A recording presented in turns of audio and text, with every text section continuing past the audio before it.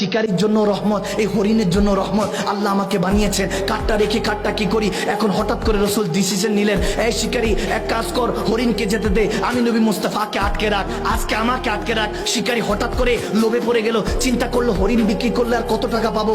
নবী মুস্তাফাকে যদি বাজারে উঠাই, অনেক সাহাবা আছে, কোটি কোটি টাকা তাদের আছে। ওই সাহাবারা আমার নবী অর্থাৎ আমাদের দয়াল নবীকে মুস্তাফা জানের রহমতকে খরিদ করে নিয়ে যাবে। সেই মনে মনে খারাপ চিন্তা করতে লাগলো যে আজকে তো বাজার গরম হবে, হরিণ বিক্রি করলে কত আর পাবো। মানুষ বিক্রি করলে তখন দাস প্রথা কেনা বেচার সিস্টেম ছিল, চিন্তা করলো আমার নবীকে বিক্রি করবে। যখন এই খেয়াল করলো, বলে ঠিক আছে, রাজি হয়ে গেল, হরিণকে ছেড়ে দিল। নবীজি আটকে রইল। তখন শিকারী মনে মনে মুচকি মুচকি হেসে বলতেছে, আপনি তো ফেসে গিয়েছেন, একবার শিকার চলে গেলে সেটা কি আর খাঁচায় ফিরে আসে। আজকে তো আপনাকে চড়া দামে বিক্রি করব।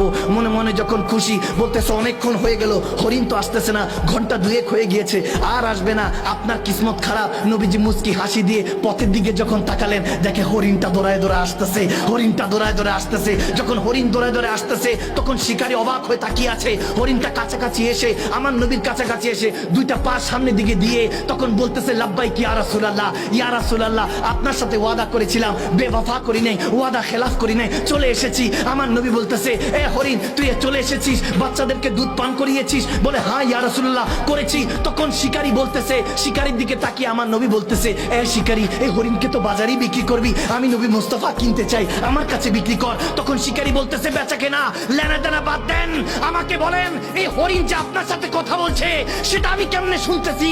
তখন আমার নবী বলে, কিছুক্ষণ আগে তোর দিলটা মুর্দা ছিল, এখন আমি নবী মুস্তাফার প্রেমে পড়েছিস, এখন তোর কলবটা আল্লাহ জিন্দা করে দিয়েছে, এখন তুই মাখলুকাতের কথা শুনবি, এখন হরিণের কথাও শুনবি। যখন এরকম কথা শুরু হলো, হরিণটা চোখের পানি ছেড়ে দিয়ে বলতেছে, ইয়া রাসূলুল্লাহ, আপনি আমাকে কবুল করে নেন। শিকারী বলতেছে, আর হরিণ কি বেচবো, যান হরিণকে আপনাকে হাদিয়া করে দিলাম, আমার মা বাবা ফিদাকা উম্মি ওয়া আবিকা ইয়া রাসূলুল্লাহ, আমার মা বাবা আপনার কদমে কুরবান, এই হরিণটা কি জিনিস, যান হাদিয়া করে দিলাম। তখন শিকারী দুজন জড়িয়ে ধরে কান্না করছে। শিকারকে ধরিয়ে যখন হরিণ ওই শিকারীকে জড়িয়ে ধরে কান্না করছে, আমার নবী মুস্কি মুস্কি হাসতেছে যে প্রেমের মিলন মেলা হয়ে গিয়েছে। এখন শিকারী বলতেছে, ও গো রাসূল, আপনাকে চিনতে পারি নাই, আমাকে ক্ষমা করেন।